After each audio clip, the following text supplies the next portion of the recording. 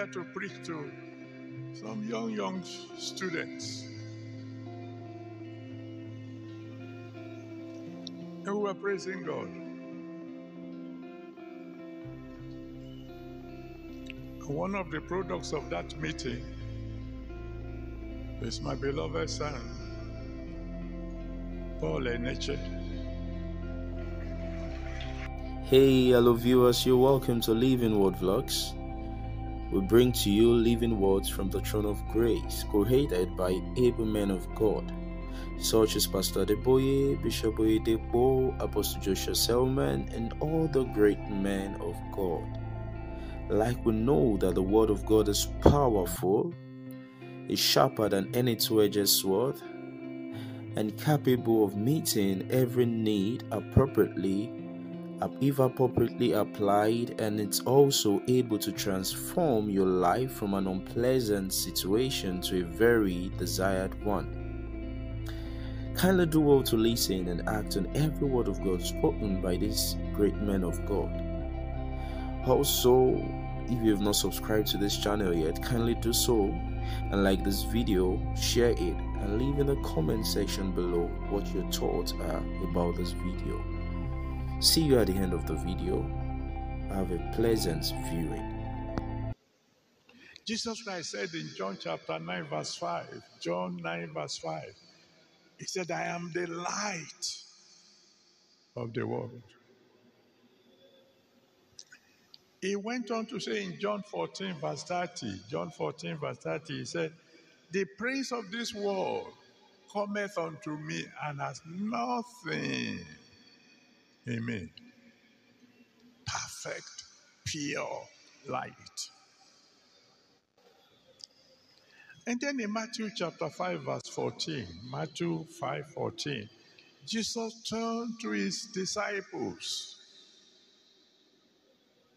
And I believe you are one of his disciples. He said, you are the light of the world. And then he said in Ephesians chapter 5, verse 27, Ephesians 5:27, he said, those of us who are his bride, those of us that Jesus is coming back for, must be without spot, without wrinkle, without any form of blemish.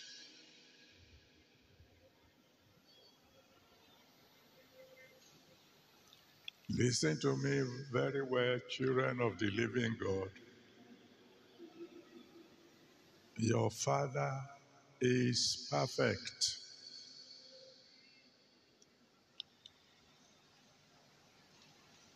Is perfect in his works. Deuteronomy 32 verse 4. Deuteronomy 32 verse 4.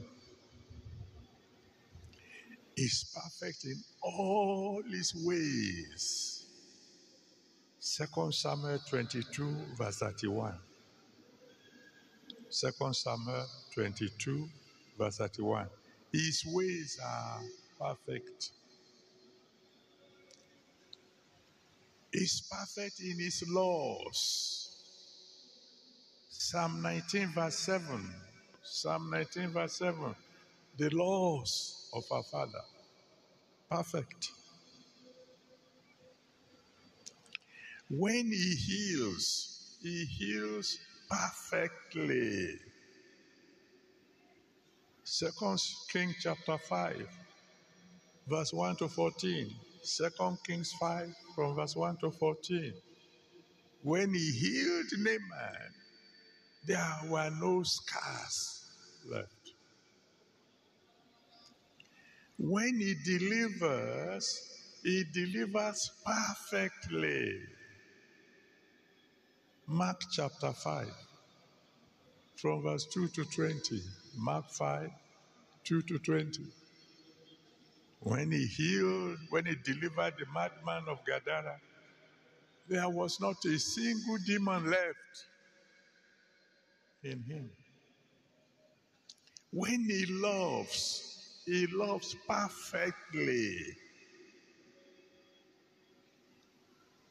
John chapter 15, verse 13. John 15, verse 13. He said, greater love has no man than this, that a man lay down his life for his friend. When he shows mercy, he does so perfectly. Mark chapter 1, verse 40 to 42. Mark 1, 40 to 42. A leper came to him, begging for cleanliness, healing. All he had to do was say, be clean.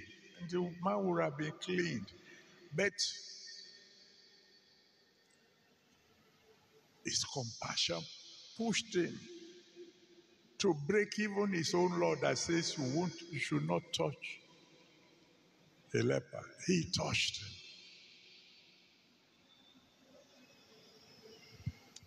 That's why I have good news for those of you who are here during this convention. When he heals you, he will heal you perfectly.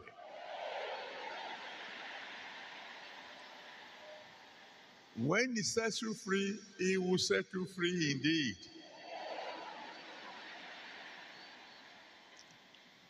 In whatever areas he chooses to provide for you, you won't lack again. And for those of us who are crying to him for mercy, he will show us perfect mercy.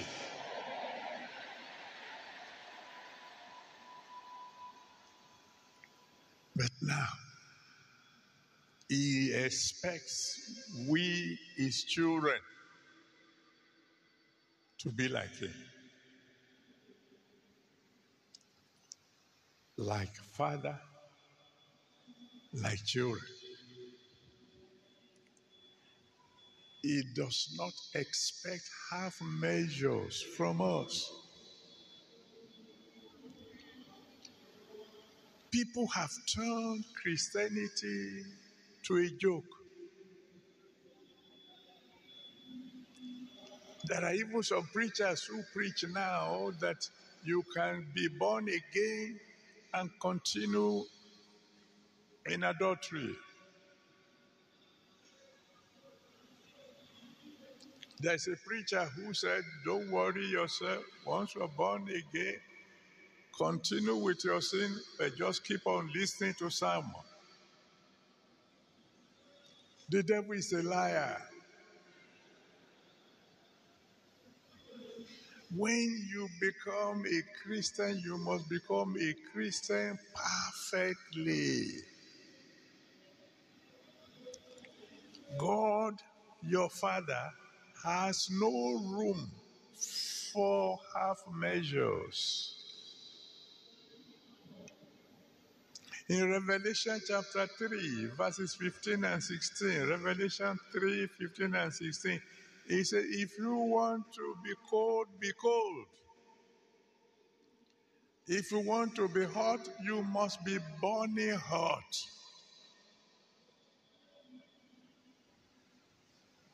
He has no room for lukewarmness. Whatever you do for him, you must do it perfectly. When you worship him, you must worship him in spirit and in truth. So from now on, your attitude to worshiping God must change.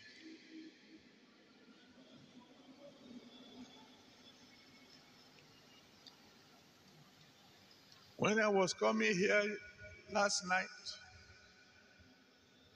I saw the young ones worshiping God the way he wants to be worshipped.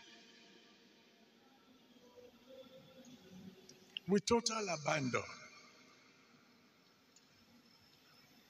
With complete consecration. They were worshiping God the way David did. Dancing so much that Even his belly was coming out of his robes. That's the way God wants to be worshipped. He wants you to worship him wholeheartedly.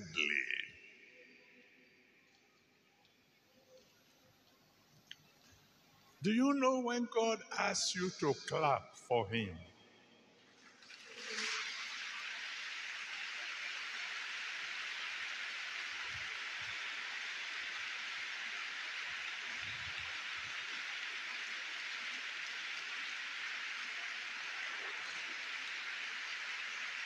Thank you. Thank you. When he says you should clap for him, he wasn't talking to just somebody. He was talking to everybody. In Psalm 47 verse 1. And like Bible scholars told us, if only you know the meaning of what he asks you to do, they won't beg you. Because according to Bible scholars, what he asks you to do, just hold on, is that you are to put all your problems between your two hands and jam the hand together.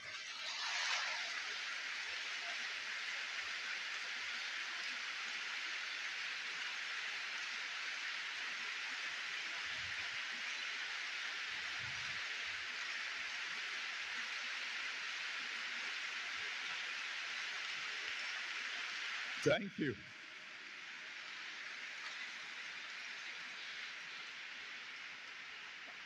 I don't have the time to go to details on clapping. But you know, when he says clap your hands, he's also saying, give me an indication that from now on you will cooperate with me.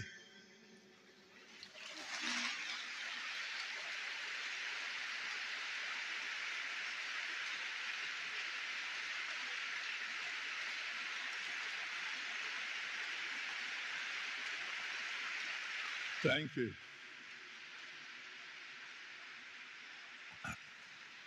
This thing might appear to you as minor things.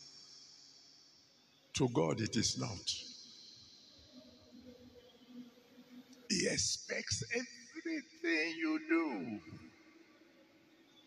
to be done perfectly. Years ago,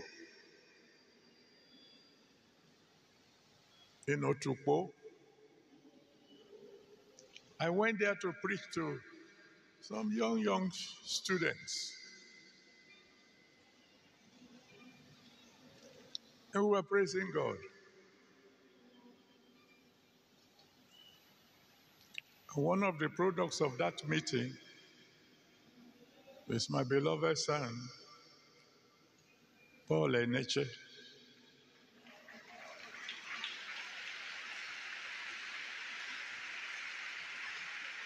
We were praising God. I was going to preach on divine healing. But these students, for God, they don't care who is looking.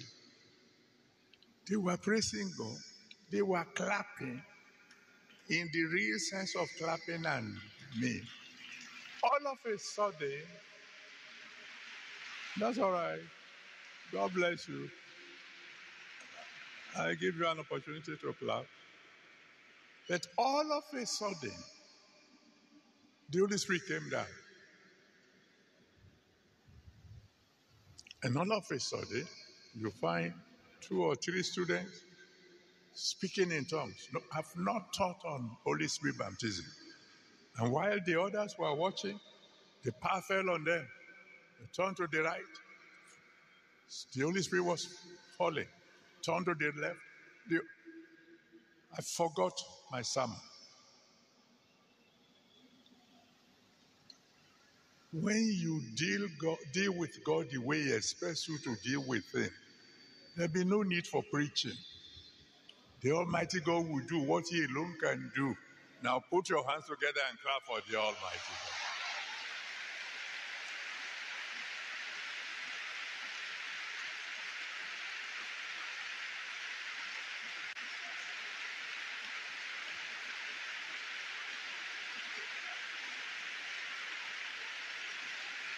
God. Thank you.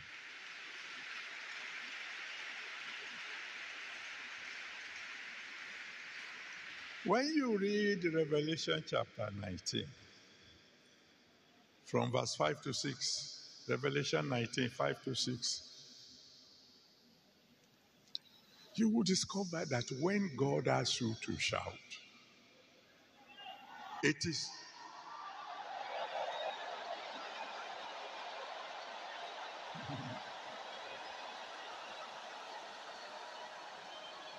thank you. The kind of shouting He expects is to be like thunder.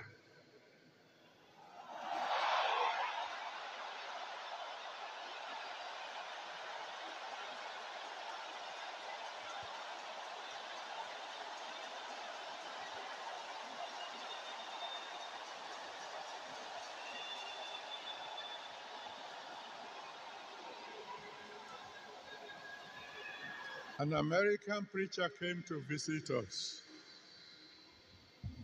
when we were in the very first auditorium by the roadside.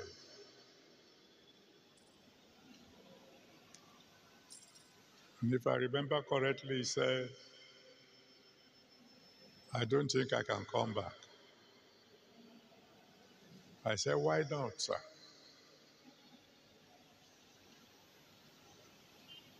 He said, your shout of hallelujah frightens me.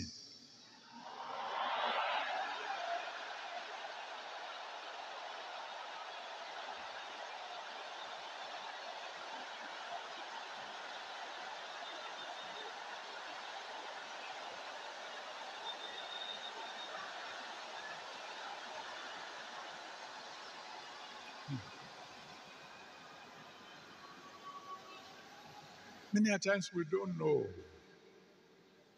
what we miss when we approach God lukewarmly. We don't know what we miss. If we approach Him perfectly, we get things we can't even dream possible. But some people here, at least on the altar here, who will remember very well the case of a woman, and whatever she ate, she vomited. Very wealthy woman. They took all the x-ray, there was nothing wrong. Nothing they could see on the x-ray. She went all over the world, no cure. And she came to Ebute Metta. All we said was, let somebody shout hallelujah.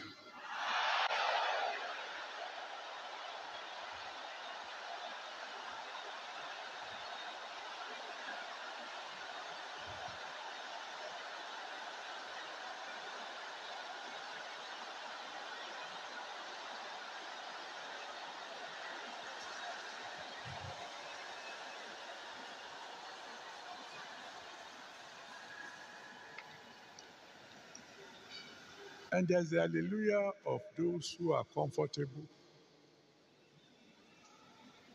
It's always different from the hallelujah of those who are desperate.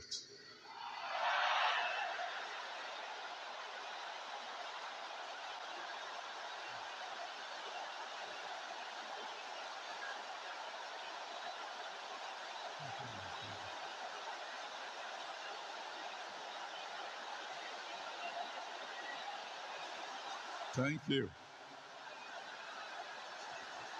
Thank you. Don't worry. I will give you an opportunity just once more. As she opened her mouth to shout, right there in the church, out of her mouth came a big worm. A demon that the enemy had put in her. Kind of demon that won't appear on X-ray. And that was the end of her problem. Do you know that even tonight, you can get all your problems to be over?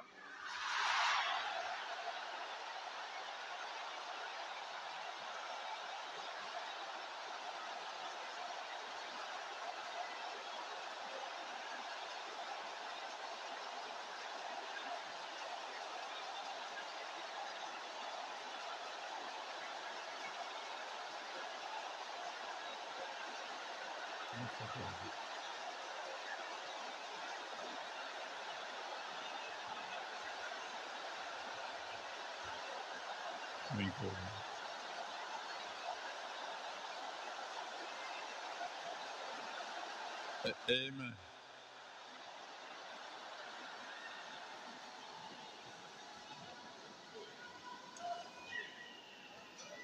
My daddy asked me to tell you,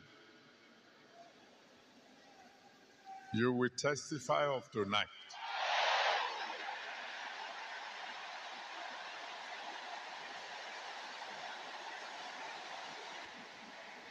So